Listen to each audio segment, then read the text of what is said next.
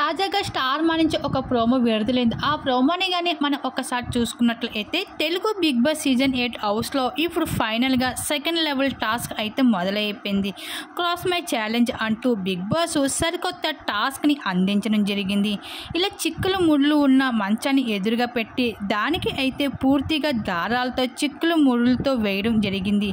ఇంకా big boss ఇంకా దాని నుండి క్రాస్ చేసుకుంటూ అయితే దాటాల్సి ఉంటుంది. అలా ముందుగా ఎవరైతే మంచాన్ని క్రాస్ చేస్తారో అలానే ఒడిదుడుగులు అన్నిటిని ఎదుర్కొంటూ వెళ్తారో వాళ్ళు ఈ టాస్క్లో విజయం సాధించడం జరుగుతుంది అంటూ బిగ్ బాస్ తెలియజేశారు. అయితే ఈ టాస్క్లో ఎంత బాగా పెర్ఫార్మెన్స్ చేస్తూ కనిపించేశారు రోహిణి, విష్ణుప్రియ.